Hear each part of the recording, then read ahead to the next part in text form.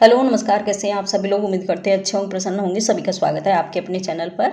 तो आज हम सूरदास को पढ़ेंगे। इससे पहले कि सूरदास के कुछ पॉइंट हो चुके थे, लेकिन फिर भी मैं जानती हूँ कि इन्हें एक साथ इनका जो सारे के सारे इनके पॉइंट होना बहुत ज़रूरी है। तो इसीलिए मैंने सोचा है कि सूरदास का जो भी साहित्य है, जो भी इनका परिचय है, वो किसी एक वीडियो में ऐड कर दिया जाए।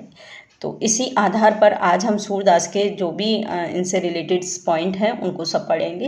तो थैंक यू, जुड़े रहिए ऐसे ही हमारे चैनल से और वीडियो को लास्ट तक ज़रूर देखा करें। अगर वीडियो अच्छा लगता है तो एक लाइक शेयर ज़रूर करा करें, जिससे कि मुझे भी थोड़ा सा मोटिवेशन मिले अपने काम को करने के लिए। तो चलिए देखते हैं। पहला है इनका जन्म। सूरदास का जो जन्म है वो देखते हैं कब हुआ है। सूरदास के जन्म के समय 1478 ईस्वी मानी गई है। विक्रम की बात करें तो 1535 ईस्वी विक्रम है।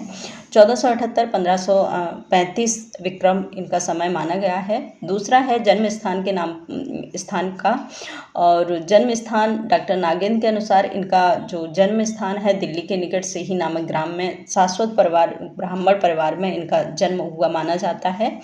इसके बाद हम बात करेंगे कि शोधकर्ताओं के आधार पर, कुछ शोधकर्ताओं के आधार पर इनका जो जन्म है वो मथुरा के निकट रुनकता नामक ग्राम में भी मानते हैं कुछ लोग। इसके साथ ही कुछ इसमें पॉइंट दिया है कि परीक्षा में अगर दोनों ही विकल्प हों तो आप सी ही को ही आंसर देंगे, क्योंकि सी ही ज़्यादा ऑथेंटिक है। ठीक है। इसके बाद हम देखेंगे मृतका समय। मृतका है इनका जो समय है 1583 ईस्वी है। विक्रम की बात करें 1640 विक्रम है। मृत स्थान परसौली नामक ग्राम है। गुरु की बात करें तो इनके वल्लभाचार्य इनके गुरु रहा करते हैं, और इसके बाद इनकी दीक्षा इन्हीं से ली गई वल्लभाचार्य से, और दीक्षा का समय लगभग रहा है 1509 ईस्वी के समथिंग। 9 और 10 ईस्वी के लगभग इन्होंने साहित्य दीक्षा ग्रहण की होगी, ऐसा माना गया है। ठीक है। इसके बाद हम बात करेंगे सूरदास की भक्ति पद्धति। भक्ति पद्धति किस प्रकार की रही है, तो ये आरंभ में दास और विनय भाव से अपनी रचनाएं लिखा करते थे, लेकिन वल्लभाचार्य की आज्ञा पर इन्होंने शाक्य, वात्सल और माधुर्य भाव पद्धति को अपनाया है। पहले ये दास्य भाव में अपने लिखा करते थे, अपनी भगवान कृष्ण के प्रति दास्य भाव रखते थे, विनय भाव रखते थे। लेकिन कुछ जब वल्लभाचार्य के कहने पर इन्होंने अपने जो लेखन परंपरा थी उसको चेंज किया, और उसमें इन्होंने दास की जगह पर साक्ष्य भाव, वात्सल्य और माधुर्य भाव में अपनी रचनाओं को लिखना जरूरी समझा, लिखा, और उससे ये बहुत ही प्रसिद्ध हुए। इसके बाद है भाषा। भाषा इनकी ब्रज भाषा में, इनकी सारी की सारी रचनाएं ब्रज भाषा में लिखी गई हैं। पहली रचना मानते हैं इनकी सूरसागर। सूरसागर बहुत ही प्रसिद्ध रचना मानी गई है सूरदास की। देखते हैं, यह एक सर्वश्रेष्ठ कृति मानी गई है।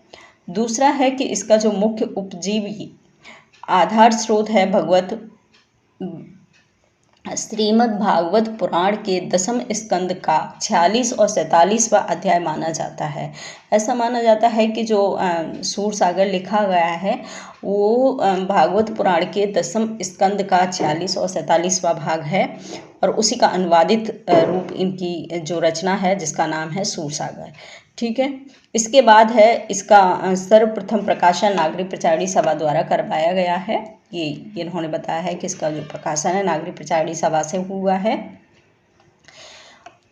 भागवत पुराण की तरह इसका विभाजन भी 12 खंडों में, भागवत पुराण के 12 खंड माने गए हैं, और इन्होंने भी अपनी रचना है जो सूरसागर, उसमें भी इन्होंने टोटल 12 खंड किए हैं, 12 भाग हैं इनकी रचना के। इनके 10वें स्कंद में सर्वाधिक पद रचे गए। ऐसा माना जाता है कि सूरसागर में 12 खंड हैं, और 12 खंडों में जो 10वां भाग है, 10वां स्कंद है, उसमें सबसे ज़्यादा पद इन्होंने लिखे हैं। और इसके बाद हम देखेंगे दूसरा, रामचंद्र शुक्ल ने लिखा है कि सूरसागर किसी चली हुई आती गीत काव्य परंपरा का, चाहे वह मौखिक ही रही हो, पूर्ण विकास सा प्रतीत होता है। ये कथन बहुत ही महत्वपूर्ण है, तो सभी से निवेदन है कि इस कथन को या तो नोट डाउन कर लें या फिर याद कर लें। ठीक है। तो ये कथन बहुत आता है एग्जाम में। इसके बाद हम देखेंगे डॉक्टर नागेंद्र के अनुसार, डॉक्टर नागेंद्र ने इस रचना को अन्योक्ति उपालभ्य कहकर पुकारा है। इनका नागेंद्र का मानना है कि जो इनकी सूरसागर रचना है वो अन्योक्त परक रचना है, यानी उपालभ्य रचना है। तो इन्होंने इसको उपालभ्य और अन्योक्त परक रचना माना है, अनोक्ति रचना माना है। इसके बाद हम देखेंगे दूसरी रचना, ये है साहित्य लहरी। इसकी जो सूरदास की दूसरी रचना है वो साहित्य लहरी मानी गई है। साहित्य लहरी एक बहुत ही प्रसिद्ध रचना है सूरदास की, जो गीत काव्य परंपरा में लिखी गई है, यानी कि रीत काव्य में इसका मिलता है। जो भी काव्य है इसका रीत परक काव्य मिलता है और ये रीत परक रचना है। इसके बाद हम देखेंगे दूसरा पॉइंट है इसमें दृष्टकूट गोपन या फिर रहस्यपूर्ण अर्थ शैली है।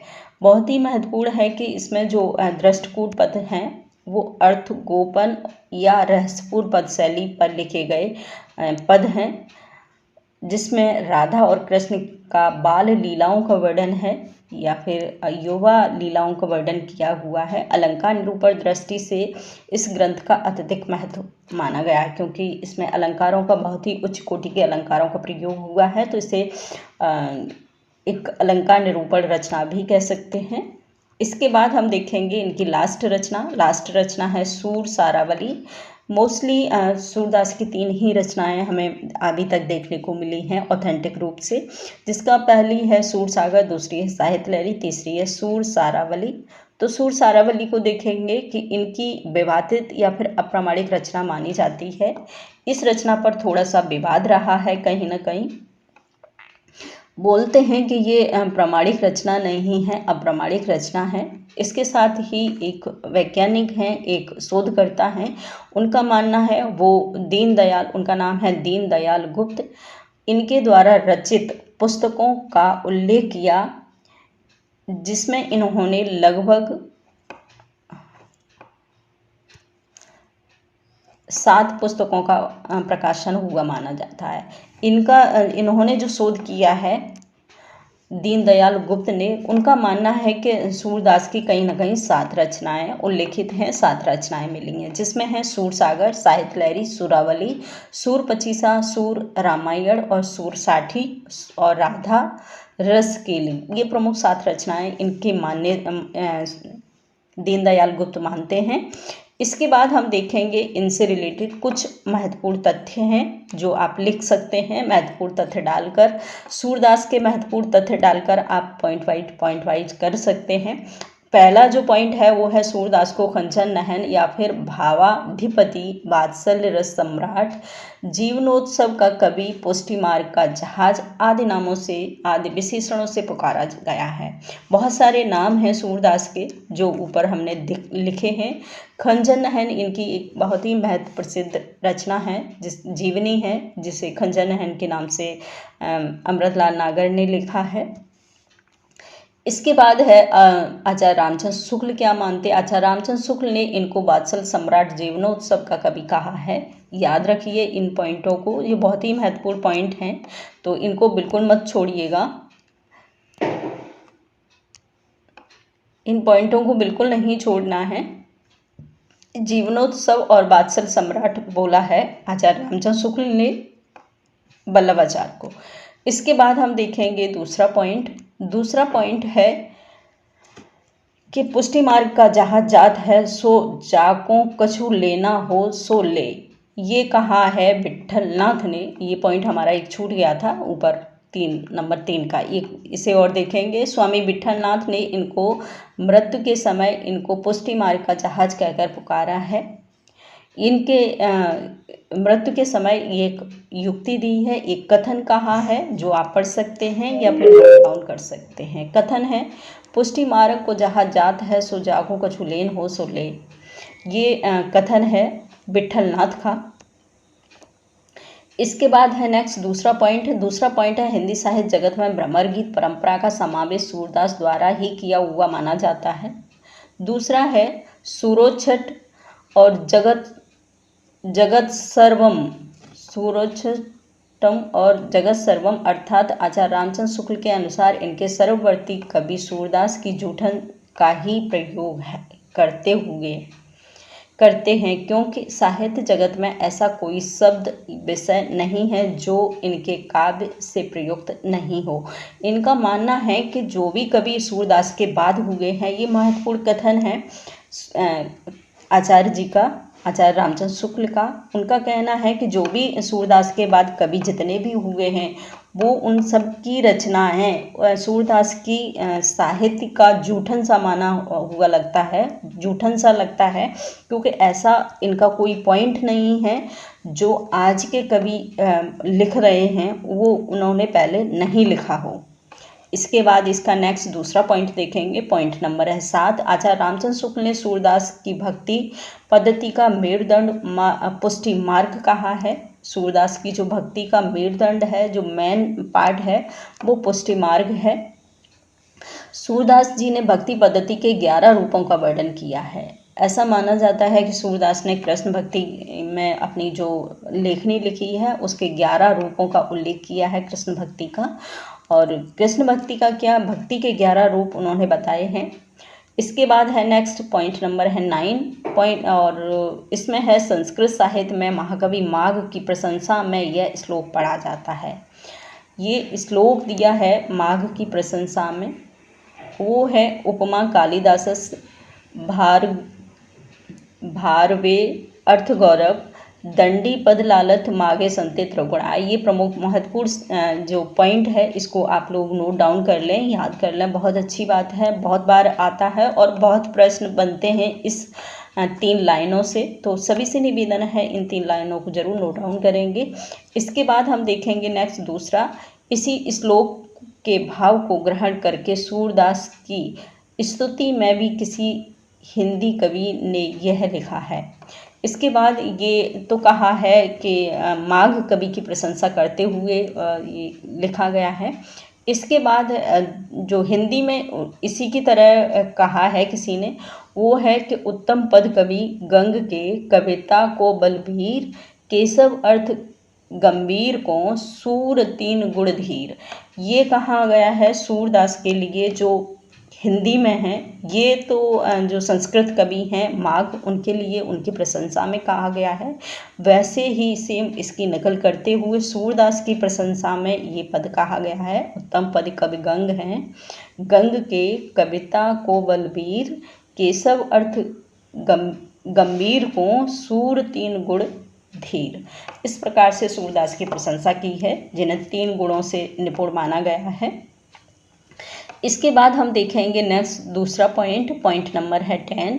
हिंदी साहित्य जगत में सूरदास सूर्य के समान, तुलसीदास चंद्रमा के समान, केशव तारे के समान तथा अन्य कवि जो हैं जुगनू खगोत के समान यहाँ वहाँ प्रकाश फैलाए हुए माने जाते हैं। महत्वपूर्ण ये प्रमुख लाइन है। इन लाइनों को सभी से निवेदन है, लाइन बहुत महत्वपूर्ण है क्योंकि लाइन बहुत आती हैं एग्ज़ाम में, और ये लाइन याद रखिएगा। सूर सूर तुलसीस से उडयन केशव दास, और कभी उद्धोन सब हैं जहाँ तहाँ करत प्रकाश। इस प्रकार से इन्होंने इस रचना को माना है। और रचना के विषय में कहा है कि जो सूरदास है वो एक सूरज के समान है, तुलसी है केशव के समान है, और केशव जो हैं वो तारे के समान प्रतीत होते हैं। तो इस प्रकार से इन्होंने इन कवियों का जो वर्णन है वो किया है। इन कवियों के साथ ही ये आप जरूर याद रखेंगे इन कथनों को। इसके साथ पॉइंट नंबर है लास्ट पॉइंट है कि सूर के भाव चरित्र में वात्सल्य भाव को श्रेष्ठ कहा जाता है। आचार्य रामचंद्र शुक्ल ने लिखा है कि सूर अपनी आँखों से वात्सल्य का कोना कोना झांक के आए हैं। कितना महत्वपूर्ण है ये पॉइंट। और आचार्य रामचंद्र शुक्ल ने कहीं ना कहीं सूरदास को अपना एक विशिष्ट कवि मानते हुए उनको कई सारी उपनाम से कई सारी इनको मतलब पद दिए हैं, उपनाम दिए हैं। उन्होंने कहा है कि सूर अपनी आँखों से क्योंकि उनकी आँखें नहीं थीं, फिर भी उन्होंने कहा है कि सूर अपनी आँखों से बादशाह का कोना कोना छान के आए हैं, क्योंकि बादशाह का इन्होंने इतना महत्वपूर्ण उल्लेख किया है जो कोई अन्य कवि नहीं कर सकता है। उसके हर एक पॉइंट को ध्यान में रखते हुए बादशाह रस का इन्होंने बड़ी ही विचित्र ढंग से इसका उल्लेख किया है। तो थैंक यू, जुड़े रहिए ऐसे ही महत्वपूर्ण हमारे चैनल के साथ। और अगर वीडियो अच्छा लगता है तो एक लाइक ज़रूर किया करें, साथ में बेल आइकन प्रेस कर लें जिससे कि मेरा जो भी नया वीडियो आए उसका नोटिफिकेशन सबसे पहले आपको मिले। इसके बाद हम देखेंगे इस वीडियो के बाद नेक्स्ट जो वीडियो होगा कि कृष्ण काव्य धारा के प्रमुख कवि, जिसमें हैं कुम्मन दास, कृष्णदास, छिद स्वामी, गोविंद स्वामी, वल्लभाचार्य, ये सारे के सारे बहुत ही महत्वपूर्ण इसमें कवि हैं। तो उन सारे कवियों का रिलेटेड जो भी पॉइंट हैं उनको भी देखेंगे और साथ ही उनको समझेंगे और ये भी देखेंगे कि जो इससे रिलेटेड जो भी जितने भी पॉइंट बने हैं उन सारे के सारे एक पॉइंट पे इनको उल्लेख करेंगे। नेक्स्ट वीडियो में उसकी व्याख्या करेंगे। तो चलिए, थैंक यू।